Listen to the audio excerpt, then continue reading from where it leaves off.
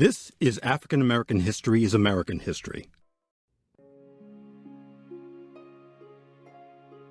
The Abyssinian Baptist Church is one of the oldest congregations in the United States.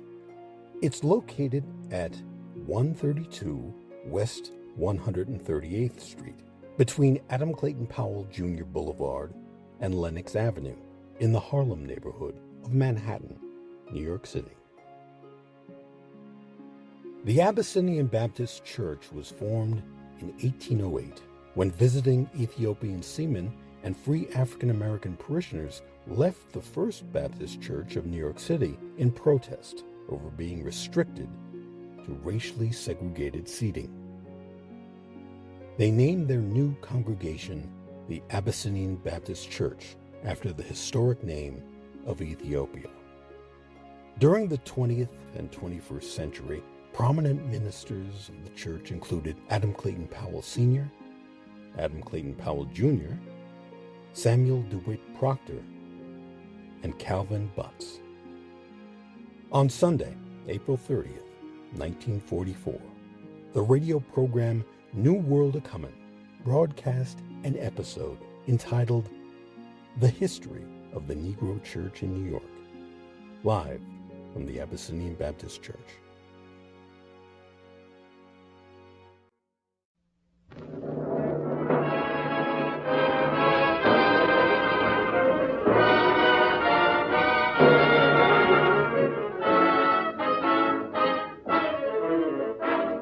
With the sweep and fury of the resurrection,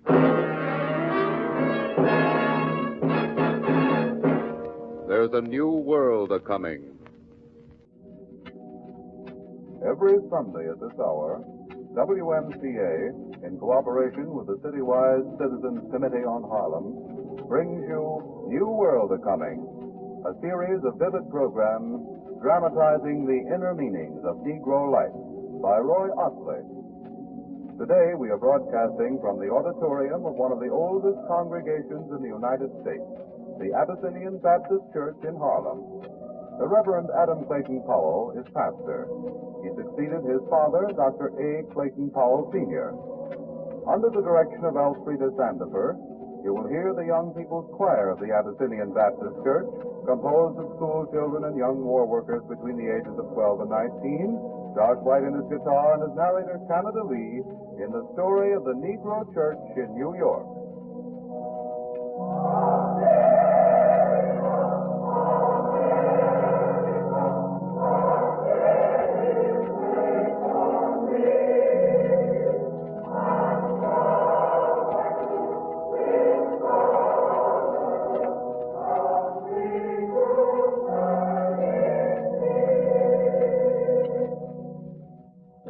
Been no Negro churches, there probably would have been no Negro spirituals. Until the Revolutionary War, there were no Negro churches in New York. Negroes who attended church attended white churches. They were assigned to seats in the church's loft or to seats marked BM, meaning black members. The founding of the first Negro church followed the Revolutionary War by some 10 years. What happened to start the Negro movement away from the white churches was this. As the Negro memberships in the white churches grew in numbers, in education, in spirit, and in independence, the white people drew a sharper color line. To the Negro membership, who had listened to the slogans of liberty and the doctrines of the rights of man, and who had fought for freedom in the Revolutionary War, and believed firmly that equality was to be expected to all Americans, this anti-Negro attitude, coming at a time when Negroes were stirred by the Haitian Rebellion in the West Indies, was most difficult to bear. This development among Negroes was, in fact, the important beginning of a liberation movement that did much to build a foundation for racial unity.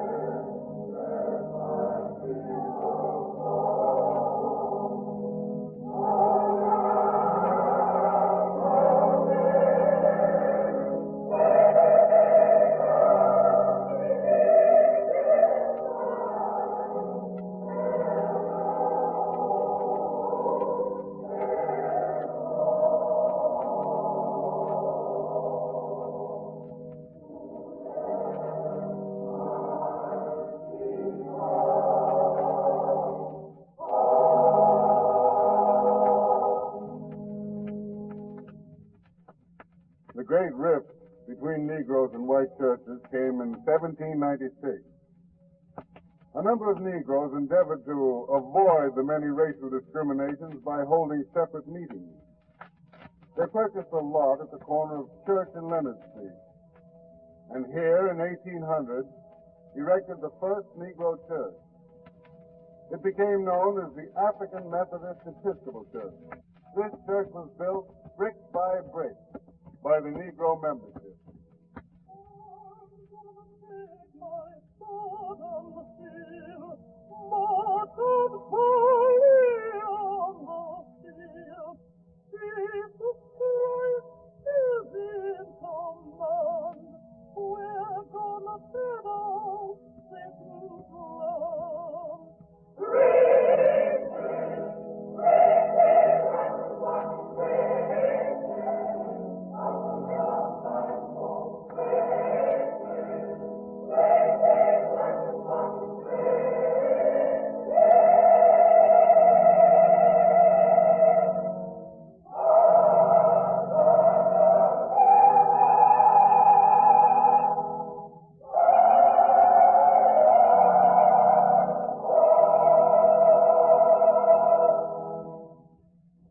The movement that caused Negroes to leave the white churches was by no means confined to a single denomination.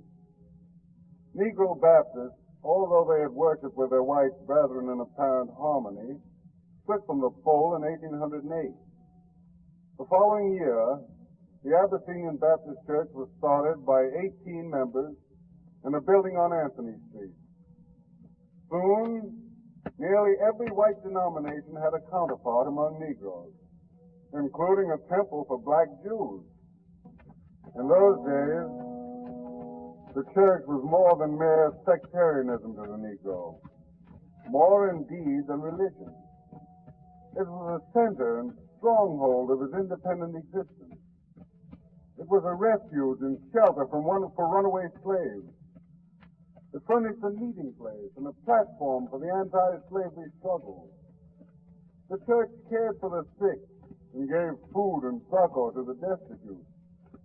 Above all, it developed strong and intelligent leaders through whom Negroes learned to stand with self-confidence, united in a common understanding of their rights. From that day, Negro church leaders were to influence the thoughts of Negroes profoundly. In the years before the Civil War, the Negro Church was militantly and actively opposed to slavery. Thus, the Negro Church became, in time, a protective cloak for most of the activities of the Underground Railroad. Some Negro churches became stations of the system, and many ministers were conductors. The women's auxiliaries gathered clothing and food for the destitute runaway slaves. This development of the Negro Church prepared the way for an organized struggle for the emancipation of enslaved Negroes throughout the country. Today, there are approximately 4 million Negro Baptists and about 1.5 million Negro Methodists in the United States. The Baptist Church attracts the great masses for, you see, those denominations controlled by a white hierarchy do not have quite so strong appeal to Negroes.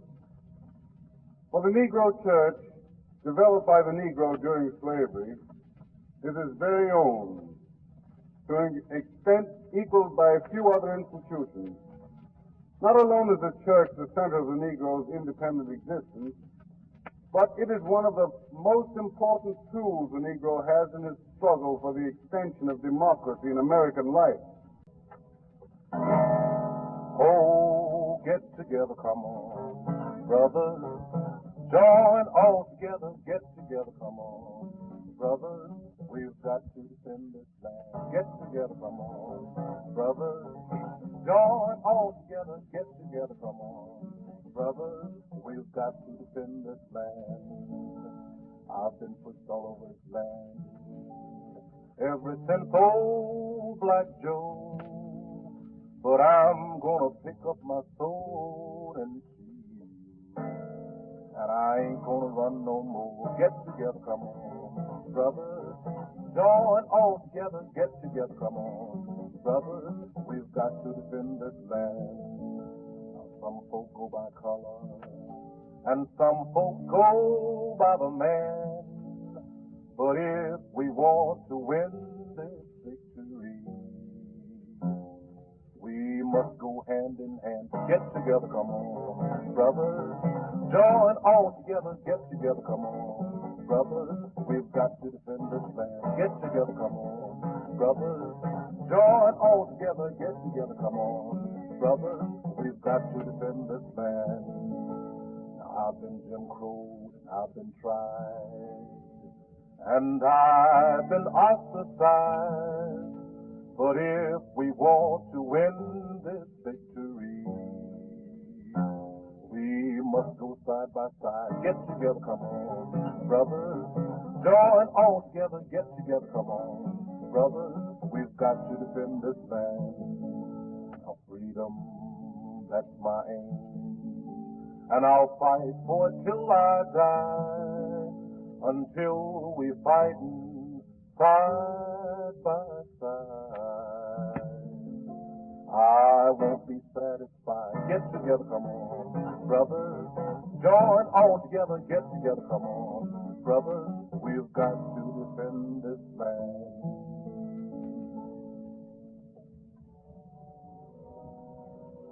The Abyssinian Baptist is one of the largest Negro churches in America.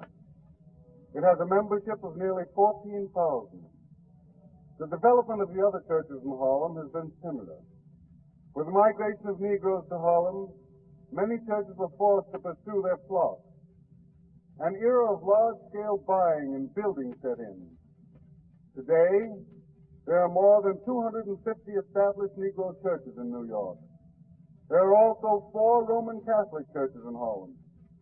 About $10 million is invested in the Harlem churches alone, and they have a membership of some 100,000 Negroes. Today, the Negro Church, to all practical purposes, is a powerful, cohesive group, forming a mobile political bloc. What is happening to the church is a reflection of what is happening to Negroes today. Though the Negro Church appeared to be slipping some years ago, it will never completely lose its place in the Negro's life, so long as the race is discriminated against. For within its portals, Negroes find culture and self-expression, as well as political guidance and spiritual nourishment. You have been listening to New World A-Coming, the 9th in a series of programs devoted to the Negro's contribution to American life. Today's program was broadcast from the auditorium of the Abyssinian Baptist Church in Harlem. Featured this afternoon were Josh White and his guitar, Canada Lee as narrator, and the Young People's Choir of the Abyssinian Baptist Church under the direction of Elfrida Sandifer.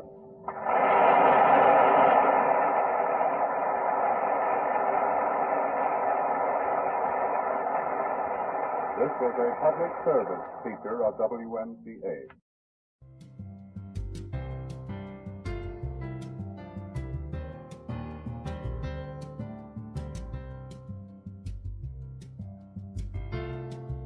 This has been African American History is American History. Thank you for listening. And please, stay safe.